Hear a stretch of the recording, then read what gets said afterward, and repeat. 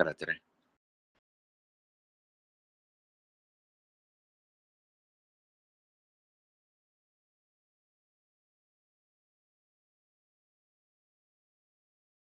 ನಾ ಹೋಗೋದೇನೆ ಯಾರು ಬಿಡ್ಲಾರ.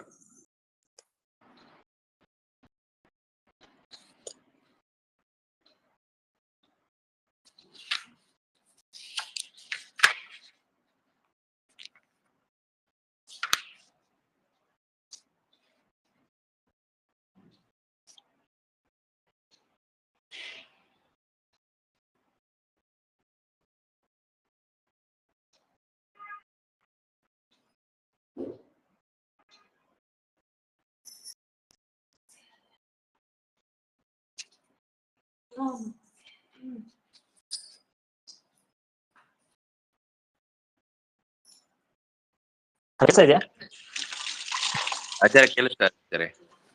ಹರೇ ನಮಃ. ನಮಸ್ಕಾರ ಆಚಾರ್ಯ. ಗಿರೀಶ್ ಅವ್ರು ಕೇಳಿಸ್ತಾ ಇದೆಯಾ?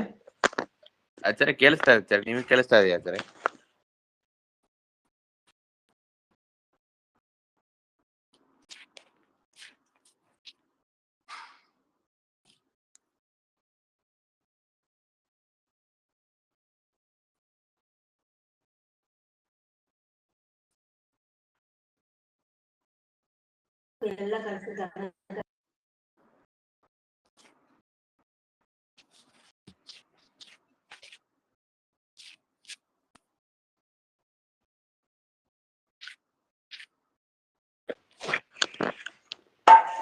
ಹರೇ ನಮಃ.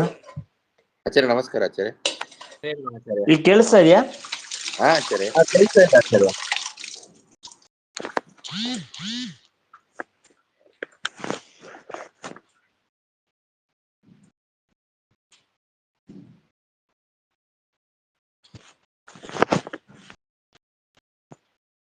ಹರೇ ನಮಃ. ಆಚಾರ್ಯ ಕೇಳಿಸ್ತಾ ಇದೆ ನಮಸ್ಕಾರ. ಆಚಾರ್ಯ.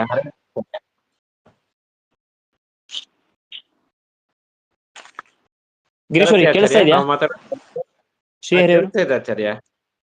ಹಾ ಕೇಳುತ್ತೆ ಆಚಾರ್ಯ. ಹಲೋ ಆಚಾರ್ಯ.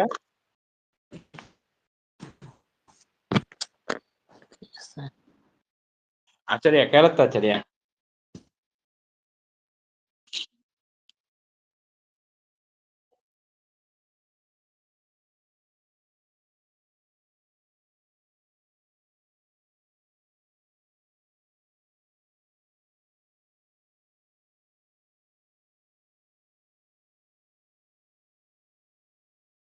ಹರೇ ನಮಃ ಆಚಾರ್ಯ. ಕೇಳುತ್ತೆ ಆಚಾರ್ಯ ಈಗ? ಶ್ರೀ ಗುರುಭ್ಯೋ ನಮಃ. ಪರಮ ಗುರುಭ್ಯೋ ನಮಃ. ಶ್ರೀಮದಾನಂದ ತೀರ್ಥ ಭಗವತ್ಪಾದಾಚಾರ್ಯ ಗುರುಭ್ಯೋ ನಮಃ. ಹರಿ ಓಂ. ಪ್ರಣಮ್ಯ ಚರಣಾಂಭೋಜುಗಣಂ ಕಮಲಾಪತೇಃ ಪ್ರಮಾಣ ಪದ್ಧತಿಂ ಕುರ್ಮೋ ಬಾಲಾನಾಂ ಬೋಧಸಿದ್ಧೇ ಅಬ್ರಹ್ಮಂ ಮಂಗರಹಿತಂ ಮಧುರಂ ವಿಮಲಂ ಸದಾ ಆನಂದತೀರ್ಥಂ ಮಧುರಂ ಭಜೆ ತಾಪತ್ರಯಾಪಹಂ ಚಿತ್ರೇ ಪದೇಸ್ಯ ಗಂಭೀರೆ ವಾಕ್ಯೇ ಮಾನಿರಖಂಡಿತೈಃ ಗುರುಭಾವಮಿನ್ಯಂತಿ ಭಾತಿ ಶ್ರೀಜಯತೀರ್ಥವಾಕ್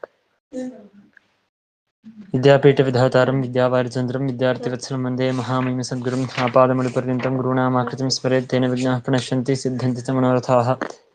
ಶ್ರೀ ಗುರುಭ್ಯೋ ನಮಃ. ಹರಿ ಓಂ. ನಿನ್ನೆ ಸಾಧನ ಅಂದ್ರೆ ಯಾವುದು, ಕಾರಣ ಅಂದ್ರೆ ಯಾವುದು, ನಮ್ಮ ಸಿದ್ಧಾಂತದ ಪ್ರಕಾರ ಕಾರಣವಾದದ್ದೆಲ್ಲವೂ ಸಾಧನ ಅಂತ ಆಗಬೇಕು ಅಂತ ಇಲ್ಲ. ಸಾಧನವೇ ಬೇರೆ ಇರುತ್ತೆ, ಕಾರಣವೇ ಬೇರೆ ಇರುತ್ತೆ. ಕೆಲವು ಕಡೆಗೆ ಕಾರಣವಾದದ್ದೇ ಸಾಧನ ಅಂತಾಗಿರುತ್ತೆ ಅಂತ ಅದನ್ನ ನಾವು ನಿನ್ನೆ ವಿಚಾರ ಮಾಡಿದ್ದೇವೆ. ಯಜ್ಜಾತೀಯಾನಂತರಂ ನಿಯಮೇನ ಕಾರ್ಯೋತ್ಪತ್ತಿ ತದತ್ರ ಸಾಧನಂ ಅಂತ ಹೀಗೆ ಸಾಧನತ್ವದ ಲಕ್ಷಣವನ್ನು ವಿಚಾರ ಮಾಡಿದ್ದೇವೆ. ಇನ್ನು ಮುಂದೆ ಈ ಪ್ರಮಾಣದ ವಿಭಾಗವನ್ನು ಮಾಡುವಾಗ ಯಥಾರ್ಥ ಜ್ಞಾನ ಸಾಧನ ಎಂಬುದಾಗಿ ಕೇವಲ ಪ್ರಮಾಣ, ಅನುಪ್ರಮಾಣ ಅಂತ ಹೀಗೆ ನಾವು ವಿಚಾರ ಮಾಡಿದ್ದೇವೆ. ಅದರ ಮೇಲೆ ಈಗ ಪ್ರಶ್ನೆ ಮಾಡ್ತಾರೆ, ನಾನು ತ್ರಿವಿಧಂ ಪ್ರಮಾಣಂ ಇತಿ ವಕ್ತವ್ಯಂ. ಪ್ರಮಾಣ ಎಷ್ಟು ವಿಧ ಅಂತ ಕೇಳುವಾಗ 2 ವಿಧವಾದ ಪ್ರಮಾಣ ಅಂತ ಹೇಳಬೇಡಿ, 3 ವಿಧವಾದ ಪ್ರಮಾಣ ಅಂತ ಹೇಳಬೇಕಾಗಿತ್ತು. ತ್ರಿವಿಧಂ ಅಂದ್ರೆ 3 ವಿಧವಾಗಿದೆ ಪ್ರಮಾಣ ಅಂತ ವಕ್ತವ್ಯಂ ಹೇಳಬೇಕಾಗಿತ್ತು. ಅಂದರೆ ನಾವು ಹೇಳಿದ್ದು ಎರಡೇ, ಯಥಾರ್ಥ ಜ್ಞಾನ ಇದು ಒಂದು, ಆ ಯಥಾರ್ಥ ಜ್ಞಾನದಲ್ಲೇನೆ ಅನೇಕ ಕೇವಲ ಪ್ರಮಾಣದಲ್ಲಿ ವಿಭಾಗ, ಅದು ಬೇರೆ. ಯಥಾರ್ಥ ಜ್ಞಾನ ಇದು ಒಂದು, ಯಥಾರ್ಥ ಜ್ಞಾನ ಸಾಧನ ಇದು ಮತ್ತೊಂದು. ಹೀಗೆ ಕೇವಲ ಪ್ರಮಾಣ ಹಾಗೂ ಅನುಪ್ರಮಾಣ ಎಂಬುದಾಗಿ ಎರಡು ವಿಧವಾದ ಪ್ರಮಾಣವಿದೆ ಅಂತ ನಾವು ವಿಚಾರ ಮಾಡಿದ್ದೇವೆ. ಪೂರ್ವಪಕ್ಷ ಯಾವುದದು ಅಂತಂದ್ರೆ, ಲ್ಯುಟಃ ಅಧಿಕರಣೇಪಿ ಅನುಶಾಸನಾತ್.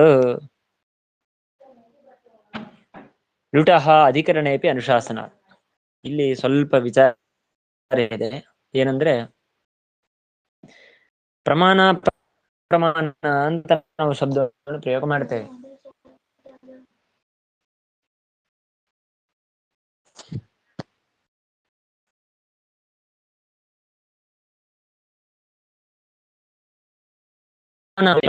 ಮಾಣಿ ಅಂತ ಅನ್ನುವ ಧಾತು. ಪ್ರ ಮಾ ಲ್ಯುಟ್, ಅದು ರೂಪ ನಿಷ್ಪತ್ತಿ ವ್ಯಾಕರಣದ ಪ್ರಕಾರ ತಿಳಿಸ್ತಾರೆ. ಅಲ್ಲಿ ಮಾಂಗ್ ಮಾಣೆ ಅಂತ ಅನ್ನೋ ಧಾತು. ಸೊ ಮಾಂಗ್ ಮಾಣೆ ಅಂದ್ರೆ ಅರ್ಥ ಏನಂದ್ರೆ ಜ್ಞಾನ ಅಂತ ಅರ್ಥ. ಆ ಜ್ಞಾನದ ಮುಂದೆ ಅಂದ್ರೆ ಜ್ಞಾನಬೋಧಕವಾದ ಧಾತು ಅಂತ ಅನ್ನೋದು, ಅದರ ಮುಂದೆ ಲುಟ್ ಅಂತ ಪ್ರತ್ಯಯ ಬಂದಿದೆ. ಲುಟ್ ಎನ್ನುವಂತಹ ಪ್ರತ್ಯಯ ಇದು ಯಾವ ಅರ್ಥದಲ್ಲಿ ಬಂದಿದೆ ಅಂತ ವಿಚಾರ. ಅಂದ್ರೆ ಭಾವಾಂತನ ಅರ್ಥದಲ್ಲಿ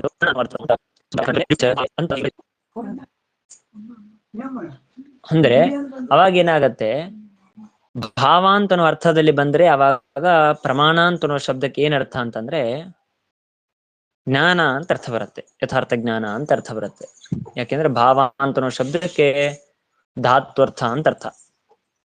ಸೊ ಧಾತುವಿಗೆ ಏನ್ ಅರ್ಥವೋ ಅದೇ ಅರ್ಥವೇ ಪ್ರಮಾಣಾಂತನ ಶಬ್ದಕ್ಕೆ.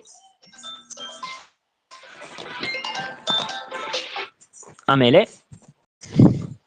ವ್ಯುತ್ಪ್ರತ್ಯಯಕ್ಕೆ ಕರಣ ಅಂತ ಅರ್ಥವಿದ್ದಾಗ ಅವಾಗ ಏನ್ ಅರ್ಥ ಆಗತ್ತೆ ಅಂತಂದ್ರೆ ಯಥಾರ್ಥ ಜ್ಞಾನ ಸಾಧನ ಅಂತ ಅರ್ಥ ಬರುತ್ತೆ. ಸೊ ಅವಾಗೇನಾಯ್ತು, ಪ್ರಮಾಣ ಎನ್ನುವ ಶಬ್ದಕ್ಕೆ ಯಥಾರ್ಥ ಜ್ಞಾನ ಅಂತ ಒಂದರ್ಥ, ಇಲ್ಲವಾದ್ರೆ ಯಥಾರ್ಥ ಜ್ಞಾನ ಸಾಧನ ಅಂತ ಮತ್ತೊಂದರ್ಥ. ಇದನ್ನು ನಾವು ಎರಡನ್ನೂ ವಿಚಾರ ಮಾಡಿದ್ದೇವೆ. ಆದರೆ ಅದೇ ವ್ಯಾಕರಣ ಸೂತ್ರದಲ್ಲಿ ಮತ್ತೊಂದು ಸೂತ್ರ ವಿಚಾರ ಮಾಡ್ತಾರೆ, ಕರಣಾಧಿಕರಣಯೋಶ್ಚ ಅಂತ ಮತ್ತೊಂದು ಸೂತ್ರ. ಅಂದ್ರೆ ಅದರ ಅರ್ಥವೇನು ಅಂತಂದ್ರೆ, ಅಧಿಕರಣ ಅಂತನೋ ಅರ್ಥದಲ್ಲೂ ಕೂಡ ಲ್ಯುಟ ಎನ್ನುವಂತಹ ಪ್ರತ್ಯಯ ಬರುತ್ತೆ ಅಂತ ವ್ಯಾಕರಣದಲ್ಲಿ ವಿಧಾನ ಮಾಡಿದ್ದಾರೆ. ಆದ್ರೆ ನಾವು ಇದನ್ನು ಬಿಟ್ಟಿದ್ದೇವೆ. ಕೇವಲ ಭಾವಾಂತನೋ ಅರ್ಥ ಹಾಗೂ ಕರಣಾಂತನೋ ಅರ್ಥ ಎರಡನ್ನು ಮಾತ್ರ ಸ್ವೀಕಾರ ಮಾಡಿದ್ದೇವೆ. ಭಾವಾಂತ ಅರ್ಥ ಇಟ್ಟುಕೊಂಡಾಗ ಯಥಾರ್ಥ ಜ್ಞಾನ ಅಂತ ಅರ್ಥ ಬಂತು. ಕರಣಾಂತನುವ ಅರ್ಥವನ್ನು ಇಟ್ಟುಕೊಂಡಾಗ ಯಥಾರ್ಥ ಜ್ಞಾನ ಸಾಧನ ಅಂತ ಅರ್ಥ ಬಂತು. ಅದರ ಜೊತೆಗೆ ಮೂರನೇದ ಅರ್ಥ ಏನು, ಅಧಿಕರಣ. ಅಂದ್ರೆ ನಾವು ತಿಳಿಯೋದಾದ್ರೆ, ನಾವು ಮಾಡಿಕೊಂಡಂತಹ ಜ್ಞಾನವನ್ನು ಪ್ರಮಾಣ ಅಂತ ಕರಿತೇವೆ. ಸೊ ಅದೊಂದು ಭಾವಾರ್ಥದಲ್ಲಿ ಪ್ರಮಾಣ ಶಬ್ದ. ನಮಗೆ ಆ ಯಥಾರ್ಥ ಜ್ಞಾನ ಯಾವುದರಿಂದ ಬಂದಿದೆ, ನಮ್ಮ ಇಂದ್ರಿಯದಿಂದ ಬಂದಿದೆ. ಸೊ ಆ ಇಂದ್ರಿಯ ಇದು ಯಥಾರ್ಥ ಜ್ಞಾನಕ್ಕೆ ಸಾಧನ ಅಂತಾಯ್ತು. ಅದನ್ನು ಪ್ರಮಾಣ ಅಂತ ಕರಿಬಹುದು.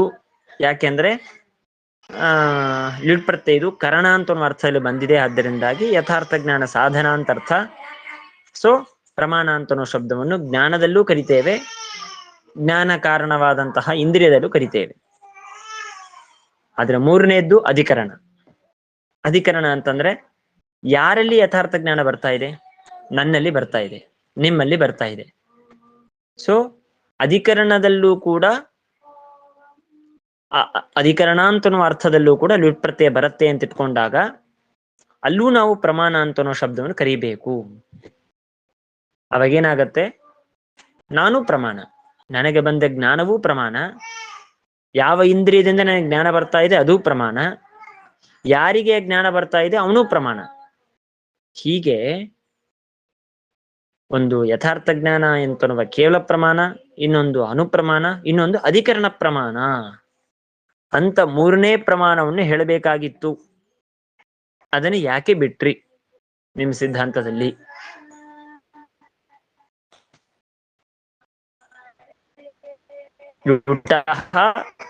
ಅಧಿಕರಣೇಪಿ ಅನುಶಾಸನಾತ್. ಅನುಶಾಸನ ಅಂತ ಅನ್ನೋ ಶಬ್ದಕ್ಕೆ ನಿಮ್ನೆ ಲೋಕದ ವ್ಯವಹಾರದಲ್ಲಿ ತಿಳಿಯೋದಾದ್ರೆ ಅನುಶಾಸನ ಅಂತಂತೇವೆ. ಅಂದ್ರೆ ರಾಜನ ಆಜ್ಞೆ ಅಂತ. ಹಾಗೆ ಲುಟೋ ಎನ್ನುವಂತಹ ಪ್ರತ್ಯಯಕ್ಕೆ ಅಧಿಕರಣ ಅಂತ ಅರ್ಥದಲ್ಲಿ ಅನುಶಾಸನವಿದೆ. ಅಂದ್ರೆ ಪ್ರಮಾಣ ಅಂತ ವಿಚಾರ ಮಾಡಬೇಕಾಗಿತ್ತು, ಒಂದನ್ನು ಯಾಕೆ ಬಿಟ್ರಿ ಅಂತ ಪ್ರಶ್ನೆ. ಅದಕ್ಕೆ ಸಮಾಧಾನ ಹೇಳ್ತಾರೆ, ಸತ್ಯಂ. ಸತ್ಯಂ ಅಂತಂದ್ರೆ ಸತ್ಯಂ ಅಂತ ಶಬ್ದಕ್ಕೆ ಅನೇಕ ಕಡೆಗೆ ಹೀಗೆ ಪ್ರಶ್ನೆ ಮಾಡಿದ ತಕ್ಷಣ ಸತ್ಯಂ ಅಂತ ಹೇಳ್ತಾರೆ. ಅದರ ಅಭಿಪ್ರಾಯ ಅರ್ಧಾಂಗೀಕಾರ ಅಂತಂತಾರೆ. ಅರ್ಧಾಂಗೀಕಾರ ಅಂದ್ರೆ ನೀವು ಹೇಳಿದ್ದು ಅರ್ಧ ಭಾಗವನ್ನು ಒಪ್ತೇವೆ, ಅರ್ಧ ಭಾಗವನ್ನು ಒಪ್ಪೋದಿಲ್ಲ. ಯಾವುದನ್ನು ಒಪ್ತೇವೆ?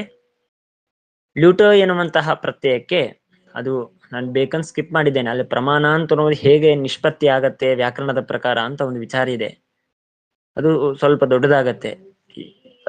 ಉಪಪದ ಯಾವುದು, ಧಾತು ಯಾವುದು, ಅದರ ಮುಂದೆ ಪ್ರತ್ಯಯ ಲುಟ ಅಂತ ಬರುತ್ತೆ. ಸೊ ಲುಟ ಅಂತ ಇದ್ದಿದ್ದು ಹೇಗೆ ಪ್ರಮಾಣ ಅಂತ ಪರಿಣಾಮ. ಈ ಪ್ರತಿಯೊಂದು ಶಬ್ದಕ್ಕೂ ಹಾಗೆ ಮಾಡ್ತಾರೆ. ರಾಮ ಅಂತ ಶಬ್ದವಿದೆ, ಕೃಷ್ಣ ಅಂತ ಶಬ್ದವಿದೆ, ಗೋವಿಂದ, ಹೀಗೆ ಯಾವುದೇ ಶಬ್ದ ಇದ್ರೂ ಕೂಡ ವ್ಯಾಕರಣದಲ್ಲಿ ಪ್ರಕೃತಿ ಪ್ರತ್ಯಯ ಅಂತೆಲ್ಲ ಹೇಳ್ತಾರೆ. ಕೆಲವೊಂದು ಶಬ್ದಗಳನ್ನು ಲೋಪ ಮಾಡಬೇಕು, ಹೀಗೆಲ್ಲ ಮಾಡಿ ಒಂದು ಶಬ್ದದ ಒಂದು ರೂಪದ ಸ್ವರೂಪವನ್ನು ಕೊಡ್ತಾರೆ. ಹಾಗೆ ಪ್ರಮಾಣ ಅಂತ ಅನ್ನೋ ಶಬ್ದದ ಸ್ವರೂಪವನ್ನು ಸಿದ್ಧ ಮಾಡೋದಕ್ಕೆ ಅವಾಗ ಲುಟ ಎನ್ನುವಂತಹ ಪ್ರತ್ಯಯ ಬೇಕಾಗಿತ್ತು. ಅದು ಅಧಿಕರಣ ಅಂತ ಅನ್ನೋ ಅರ್ಥದಲ್ಲೂ ಕೂಡ ಪ್ರತ್ಯಯ ಬರುತ್ತೆ ಅಂತ ನೀವೇನ್ ಹೇಳ್ತಾ ಇದ್ದೀರಿ, ವ್ಯಾಕರಣದಲ್ಲಿ ಹೇಳಿದ್ದರಿಂದ ನಾವು ಒಪ್ತೇವೆ, ಅದು ಸತ್ಯ. ಆದರೆ ಪ್ರಮಾಣ ಶಬ್ದದ ಸ್ಥಳದಲ್ಲೂ ಕೂಡ ನೀವು ಅದನ್ನು ಕರಿಬೇಕು, ಅಧಿಕರಣ ಪ್ರಮಾಣವನ್ನು ಹೇಳಬೇಕು ಅಂತ ಏನ್ ಹೇಳ್ತಾ ಇದ್ದೀರಲ್ವಾ, ಇದನ್ನ ನಾವು ಒಪ್ಪೋದಿಲ್ಲ. ಯಾಕೆ ಒಪ್ಪೋದಿಲ್ಲ? ವ್ಯಾಕರಣದಲ್ಲಿ ಹೇಳಿದ್ದಾರೆ ಅಂತಂದ ಮೇಲೆ ಅದನ್ನು ಎಲ್ಲವನ್ನೂ ಒಪ್ಪಬೇಕು. ಆದ್ರೆ ಪ್ರಮಾಣ ಶಬ್ದದ ಸ್ಥಳದಲ್ಲಿ ಮಾತ್ರ ಯಾಕೆ ಅದನ್ನು ಒಪ್ಪೋದಿಲ್ಲ ಅಂತಂದ್ರೆ ಅದಕ್ಕೆ ಕಾರಣ ಕೊಡ್ತಾರೆ. ತಥಾಪಿ ಪ್ರಮಾಣ ಶಬ್ದಸ್ಯ ಅಧಿಕರಣೆ ಪ್ರಯೋಗಾಭಾವಾತ್ ತದಸಂಗ್ರಹ. ಪ್ರಮಾಣ ಶಬ್ದಸ್ಯ, ಪ್ರಮಾಣ ಅಂತನ್ನುವಂತಹ ಯಾವ ಶಬ್ದವಿದೆಯೋ ಈ ಶಬ್ದಕ್ಕೆ ಅಧಿಕರಣೆ ಪ್ರಯೋಗಾಭಾವಾತ್, ಅಧಿಕರಣದಲ್ಲಿ ಪ್ರಯೋಗವಿಲ್ಲ. ಅಧಿಕರಣದಲ್ಲಿ ಪ್ರಯೋಗವಿಲ್ಲ ಅಂತಂದ್ರೆ ಅಧಿಕರಣಾರ್ಥದಲ್ಲಿ ಜ್ಞಾನವನ್ನು ಮಾಡಿಕೊಂಡಂತಹ ಪುರುಷನಲ್ಲಿ ಪ್ರಮಾಣ ಅಂತ ಕರಿಬೇಕು. ಒಬ್ಬ ವ್ಯಕ್ತಿ ತಾನು ಮಾಡಿಕೊಂಡ ಜ್ಞಾನವನ್ನು ಪ್ರಮಾಣ ಅಂತ ಕರೆದಂತೆ ತನ್ನನ್ನು ಪ್ರಮಾಣ ಅಂತ ಕರೀಬೇಕು ಅಂತ ಏನ್ ಹೇಳಿದ್ರಲ್ವಾ, ಹಾಗಿಲ್ಲ. ಯಾಕೆಂದ್ರೆ ಜಗತ್ತಿನಲ್ಲಿ ಎಲ್ಲೂ ಅಧಿಕರಣವನ್ನು ಪ್ರಮಾಣ ಅಂತ ಕರಿಬೇಕು ಅಂತ ಯಾರೂ ಪ್ರಯೋಗ ಮಾಡಿಲ್ಲ. ಯಾರಾದ್ರೂ ಜಗತ್ತಿನಲ್ಲಿ ಮಹಾನುಭಾವರು ಯಾರಾದ್ರೂ ಒಬ್ಬರು ಪ್ರಯೋಗ ಮಾಡಿದ್ದರೆ ಅದನ್ನ ನಾವು ಸ್ವೀಕಾರ ಮಾಡಬಹುದಾಗಿತ್ತು. ಆದರೆ ಯಾರೂ ಅಧಿಕರಣವನ್ನು ಪ್ರಮಾಣ ಅಂತ ವ್ಯವಹಾರ ಮಾಡಿಲ್ಲ. ಹಾಗಾಗಿ ತದಸಂಗ್ರಹ. ಅಸಂಗ್ರಹ ಅಂತಂದ್ರೆ ಅಧಿಕರಣ ಪ್ರಮಾಣ ಶಬ್ದವನ್ನು ಹೇಳೋದಿಲ್ಲ. ಕೇವಲ ಪ್ರಮಾಣ, ಅನುಪ್ರಮಾಣ ಹೊರತು ಅಧಿಕರಣ ಪ್ರಮಾಣ ಅಂತ ನಾವು ಹೇಳೋದಿಲ್ಲ. ಸೊ ಈ ಕಾರಣದಿಂದಾಗಿ ನಾವು ಪ್ರಮಾಣ ಎರಡು ವಿಧ, ಒಂದು ಕೇವಲ ಪ್ರಮಾಣ, ಇನ್ನೊಂದು ಅನುಪ್ರಮಾಣ ಅಂತ ವಿಚಾರ ಮಾಡಿದ್ದೇವೆ. ಇನ್ನ ಇದರ ಮುಂದಿಂದು ಬೇರೆ ಪ್ರಶ್ನೆ. ತಥಾಪಿ ಪ್ರಮಾಣ ಶಬ್ದ ಭಾವಸಾಧನ ಕರ್ಣಸಾಧನಶ್ಚ ಇತ್ಯನೇಕಾರ್ಥ. ಏನು ಪ್ರಮಾಣ ಅಂತನ್ನುವ ಶಬ್ದ ಇದು ಅನೇಕವಾದ ಅರ್ಥವನ್ನು ಪಡೀತು ಅಂತ ಆಯ್ತು. ಈಗ ಮೂರನೇದು ಬಿಟ್ಟು ಬಿಡಿ, ಅಧಿಕರಣ ಅಂತ ಅನ್ನೋದು ನಾವು ಎಲ್ಲೂ ಯಾರೂ ಪ್ರಯೋಗ ಮಾಡಿಲ್ಲ. ಇದಕ್ಕೆ ಬೇರೆ ವಿಚಾರವೂ ಇದೆ. ವಿಪ್ರಾಫ್ ಪ್ರಮಾಣಂ ಅಂತಂತಾರೆ. ಇದು ಇಲ್ಲಿ ವಿಚಾರ ಮಾಡೋದಿಲ್ಲ, ಸುಧಾದಲ್ಲಾಗ್ಲಿ ಅಥವಾ ಬೇರೆ ಗ್ರಂಥಗಳಲ್ಲಿ ವಿಚಾರ ಮಾಡಿದ್ದಾರೆ ಈ ಪ್ರಮಾಣ ಶಬ್ದದ ವಿಚಾರ ಮಾಡುವಾಗಲೇನೆ. ವಿಪ್ರಾಫ್ ಪ್ರಮಾಣಂ ಅಂತಂತೇವೆ.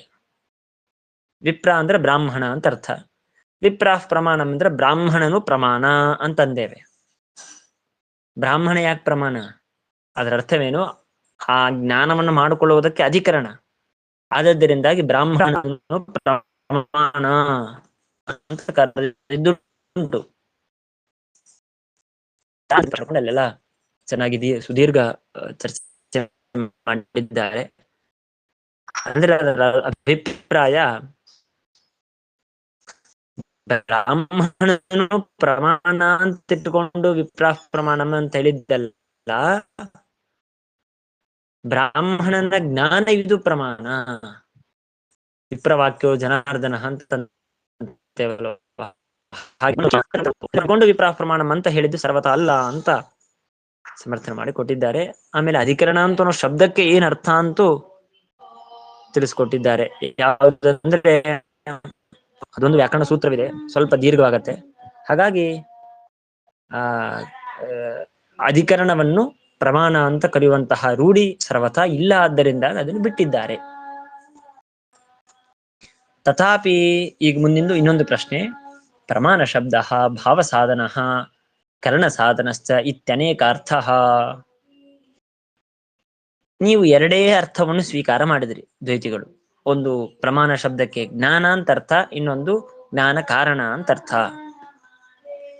ಜ್ಞಾನ ಅಂತನೋ ಅರ್ಥವನ್ನು ಯಾವಾಗ ಸ್ವೀಕಾರ ಮಾಡಿದ್ವಿ ಅಂತಂದ್ರೆ ಭಾವ ಸಾಧನ. ಪ್ರಮಾಣ ಶಬ್ದ ಇದು ಭಾವ ಸಾಧನ. ಭಾವ ಸಾಧನ ಅಂತಂದ್ರೆ ಭಾವ ಅಂತ ಅನ್ನೋದಕ್ಕೆ ನಾನು ಮೊದಲಿಗೆ ಹೇಳಿದಂತೆ ಧಾತುವಿನ ಅರ್ಥ ಅಂತ ಅರ್ಥ.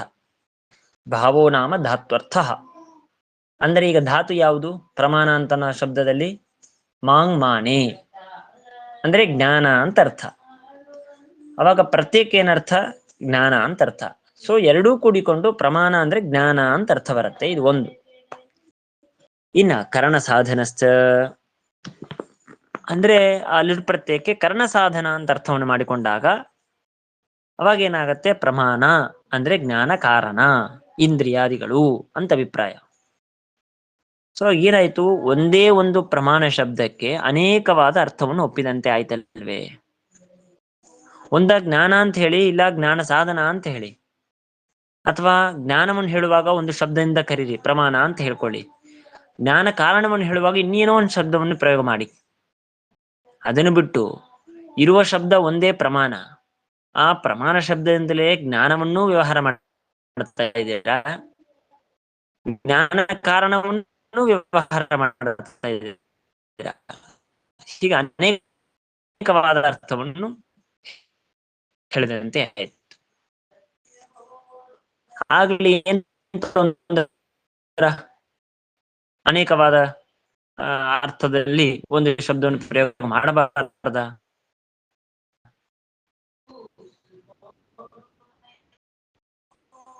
ಮಾಡ್ತೇವೆ ನಾವು, ತೊಂದರೆ ಏನು ಅಂತ ಕೇಳಿದ್ರೆ ತತ್ರ ಕಿಂ ಅನುಗತ ಲಕ್ಷಣ ಕಥನೇನ.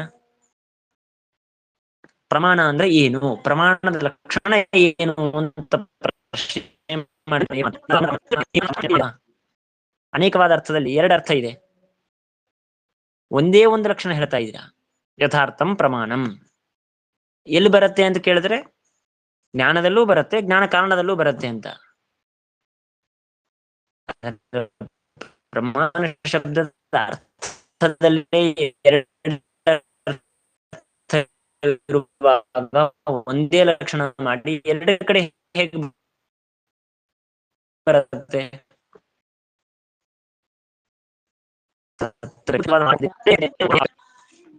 ಅಂತ ಪ್ರಶ್ನೆ ಮಾಡಿದ್ರೆ ಅದಕ್ಕೆ ಉತ್ತರ ಕೊಡ್ತಾರೆ, ಉಚ್ಯತೆ ನ ಅಯಂ ಅಕ್ಷಾದಿ ಶಬ್ದವತ್ ಅತ್ಯಂತ ಭಿನ್ನಾರ್ಥ ಕಿಂತು ಧಾತ್ವರ್ಥ ಅನುಗಮಸ್ತು ಉಭಯತ್ರ ಸಮಃ ಇತಿ ಏಕಾರ್ಥತ್ವಂ ಆಶ್ರಿತ್ಯ ಅನುಗತ ಲಕ್ಷಣೋಕ್ತಿ ಇತ್ಯದೋಷಃ.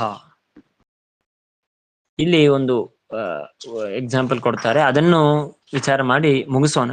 ಅದರ ನಿಜವಾದ ಉತ್ತರ ಈ ವಾಕ್ಯಗಳಲ್ಲಿ ಇದೆ. ಏನು? ಪ್ರತ್ಯಕ್ಷದ ಲಕ್ಷಣವನ್ನು ಉದಾಹರಣೆ ತೆಗೆದುಕೊಳ್ತಾರೆ. ಈಗ ಏನಾಗಿದೆ ಅಂದ್ರೆ ಒಂದು ಶಬ್ದ, ಪ್ರಮಾಣ ಅಂತನೋ ಶಬ್ದ ಅನೇಕವಾದ ಅರ್ಥವನ್ನು ಪಡೆದಿದೆ. ಸೊ ಅನೇಕವಾದ ಅರ್ಥವನ್ನು ಪಡೆದಿದ್ದಕ್ಕಾಗಿ ಒಂದು ಲಕ್ಷಣ ಹೇಳಬೇಡಿ, ಬೇರೆ ಬೇರೆ ಲಕ್ಷಣ ಹೇಳಿ ಅಂತ ಇದ್ದೀರಾ ನೀವು. ಈಗ ಉದಾಹರಣೆಗೆ ಪ್ರತ್ಯಕ್ಷ ಲಕ್ಷಣವನ್ನು ವಿಚಾರ ಮಾಡ್ತಾರೆ. ಪ್ರತ್ಯಕ್ಷ ಲಕ್ಷಣ ಏನಾಗತ್ತೆ ಅಂತೆ, ಪ್ರತ್ಯಕ್ಷ ಎನ್ನುವ ಶಬ್ದಕ್ಕೆ ಏನರ್ಥ? ನಮಗೆ ಕಣ್ಣಿಂದ ಬರುವ ಜ್ಞಾನವನ್ನು ಪ್ರತ್ಯಕ್ಷ ಅಂತ ಕರಿತೇವೆ, ನಮ್ಮ ಇಂದ್ರಿಯ ಕರಣ ಅದನ್ನು ಪ್ರತ್ಯಕ್ಷ ಅಂತ ಕರಿತೇವೆ.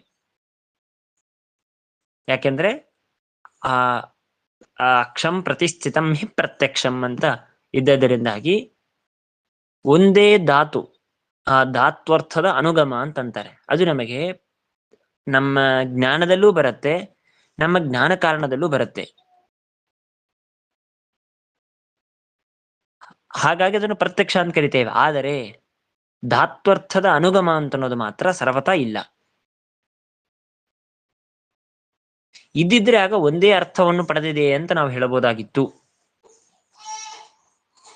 ಹಾಗಾಗಿ ಧಾತ್ವರ್ಥದ ಅನುಗಮ ಇಲ್ಲದೇ ಇದ್ದದರಿಂದಾಗಿ ನಾವು ಪ್ರತ್ಯಕ್ಷದ ಲಕ್ಷಣ ಸ್ಥಳವನ್ನು ಹೇಳುವಾಗ ಜ್ಞಾನದ ಲಕ್ಷಣವನ್ನು ಬೇರೆ ಹೇಳ್ತೇವೆ, ಕಾರಣವಾದದ್ದರ ಲಕ್ಷಣವನ್ನು ಬೇರೆ ಹೇಳ್ತೇವೆ. ಯಾಕೆಂದ್ರೆ ಅಲ್ಲಿ ಧಾತ್ವರ್ಥದ ಅನುಗಮ ಇಲ್ಲ. ಆದರೆ ಪ್ರಮಾಣ ಶಬ್ದದಲ್ಲಿ ಮಾತ್ರ ಹಾಗಲ್ಲ. ಪ್ರಮಾಣ ಶಬ್ದದಲ್ಲಿ ಮಾಂಗ್ ಮಾನೆ ಅಂತ ಒಂದೇ ಧಾತು, ಆ ಧಾತ್ವರ್ಥದ ಅನುಗಮ ಇದು ಎರಡೂ ಕಡೆಗೆ ಇದೆ. ಎರಡೂ ಕಡೆ ಅಂತಂದ್ರೆ ಯಥಾರ್ಥ ಜ್ಞಾನದಲ್ಲೂ ಬರುತ್ತೆ, ಯಥಾರ್ಥ ಜ್ಞಾನ ಸಾಧನದಲ್ಲೂ ಬರುತ್ತೆ. ಹಾಗೆ ಪ್ರತ್ಯಕ್ಷದಲ್ಲಿ ಅಲ್ಲ. ಅದಕ್ಕೆ ಉಚ್ಚತೆ ಅಂತಾದ ಮೇಲೆ ನಾಯಂ ಅಕ್ಷಾದಿ ಶಬ್ದವತ್ ಅತ್ಯಂತ ಭಿನ್ನಾರ್ಥ. ಅಕ್ಷಾದಿ ಶಬ್ದಗಳಂತೆ ಅತ್ಯಂತ ಭಿನ್ನವಾದ ಅರ್ಥವನ್ನು ಪಡೆದಿಲ್ಲ ಪ್ರಮಾಣ ಶಬ್ದ. ಅಕ್ಷ ಶಬ್ದಕ್ಕೆ ಕಣ್ಣಿನಿಂದ ಹುಟ್ಟಿದ ಜ್ಞಾನ ಅಂತ ಒಂದು ಅರ್ಥ ಬರುತ್ತೆ, ಹಾಗೂ ಇಂದ್ರಿಯ ಅಂತ ಮತ್ತೊಂದು ಅರ್ಥ ಬರುತ್ತೆ. ಎರಡೂ ಅತ್ಯಂತ ಭಿನ್ನವಾದ ಅರ್ಥ. ಯಾಕೆ ಭಿನ್ನವಾದ ಅರ್ಥ ಅಂತಂದ್ರೆ ಅಲ್ಲಿ ಧಾತ್ವರ್ಥದ ಅನುಗಮ ಇಲ್ಲ. ಆದರೆ ಪ್ರಮಾಣ ಶಬ್ದವನ್ನು ಹೇಳಿದಾಗ ಮಾತ್ರ ಧಾತ್ವರ್ಥದ ಅನುಗಮ ಅಂದ್ರೆ ಒಂದೇ ಧಾತು, ಮಾಂಗ್ ಮಾನೆ ಇದು ಒಂದೇ ಧಾತು. ಈ ಒಂದೇ ಧಾತುವಿನಿಂದಲೇನೆ ಯಥಾರ್ಥ ಜ್ಞಾನವನ್ನು ಕರಿಬಹುದು, ಯಥಾರ್ಥ ಜ್ಞಾನ ಸಾಧನವನ್ನು ಕರಿಬಹುದು. ಈ ಒಂದು ಏನಂತ ಅನುಗಮ ಅಂತಂತಾರೆ. ಎರಡೂ ಕಡೆಗೆ ಅರ್ಥ ಸಾಮ್ಯವಿದೆ. ಅದಕ್ಕಾಗಿ ಏಕಾರ್ಥತ್ವ ಆಶ್ರಿತ್ಯ ಒಂದೇ ಒಂದು ಅರ್ಥವಿದೆ ಅಂತ ಅನ್ನೋದನ್ನು ಸ್ವೀಕಾರ ಮಾಡಿಕೊಂಡು ಯಾವುದು ಪ್ರಮಾಣದ ಲಕ್ಷಣ ಅಂತ ಕೇಳಿದಾಗ ಒಂದೇ ಲಕ್ಷಣ ಹೇಳ್ತೇವೆ, ಯಥಾರ್ಥಂ ಪ್ರಮಾಣಂ ಎಂಬುದಾಗಿ ಒಂದು ಲಕ್ಷಣವನ್ನು ನಾವು ಹೇಳ್ತೇವೆ. ಅನುಗತ ಲಕ್ಷಣೋಕ್ತಿ, ಅನುಗತವಾದ ಲಕ್ಷಣವನ್ನು ಹೇಳಿದ್ದೇವೆ. ಪ್ರತ್ಯಕ್ಷದಲ್ಲಿ ಮಾತ್ರ ಯಾಕೆ ಎರಡು ಲಕ್ಷಣ ಮಾಡ್ತೀರಿ, ಪ್ರಮಾಣದ ಲಕ್ಷಣ ಹೇಳುವಾಗ ಯಾಕೆ ಒಂದು ಲಕ್ಷಣ ಮಾಡ್ತೀರಾ? ಅದಕ್ಕೆ ಪ್ರಧಾನವಾದ ಕಾರಣ ಇದು. ಅಲ್ಲಿ ಧಾತ್ವರ್ಥದ ಅನುಗಮ ಇಲ್ಲ, ಆದ್ದರಿಂದಾಗಿ ಪ್ರತ್ಯಕ್ಷ ಸ್ಥಳದಲ್ಲಿ ಎರಡೆರಡು ಲಕ್ಷಣವನ್ನು ಮಾಡ್ತಾರೆ. ಪ್ರಮಾಣ ಶಬ್ದದಲ್ಲಿ ಪ್ರಮಾಣದ ವಿಚಾರವನ್ನು ಮಾಡುವಾಗ ಇಲ್ಲಿ ಧಾತ್ವರ್ಥದ ಅನುಗಮವಿದೆ, ಒಂದೇ ಧಾತುವಿನಿಂದಲೇನೆ ಎರಡೂ ಅರ್ಥವನ್ನು ಸ್ವೀಕಾರ ಮಾಡ್ತೇವೆ. ಆ ಕಾರಣಕ್ಕಾಗಿ ಒಂದೇ ಲಕ್ಷಣದಿಂದಾಗಿ ಯಥಾರ್ಥ ಜ್ಞಾನವನ್ನು, ಯಥಾರ್ಥ ಜ್ಞಾನ ಸಾಧನವನ್ನು ಎರಡನ್ನು ವ್ಯವಹಾರ ಮಾಡಬಹುದು. ಇದಕ್ಕಾಗಿ ಯಥಾರ್ಥಂ ಪ್ರಮಾಣಂ ಎಂಬುದಾಗಿ ಪ್ರಮಾಣ ಲಕ್ಷಣದ ವಿಚಾರ ಮಾಡಿದ್ದೇವೆ.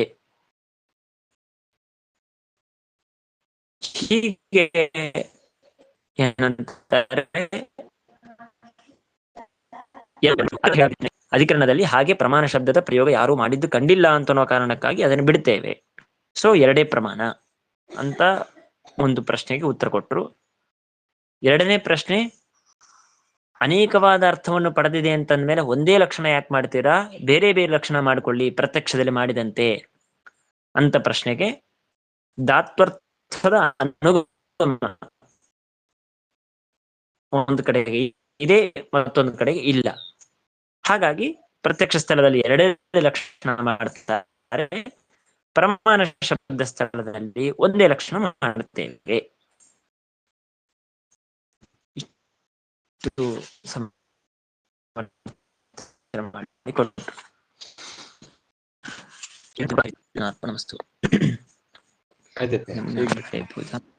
ನಮಸ್ಕಾರ ಆಚಾರ್ಯ. ನಮಸ್ಕಾರ.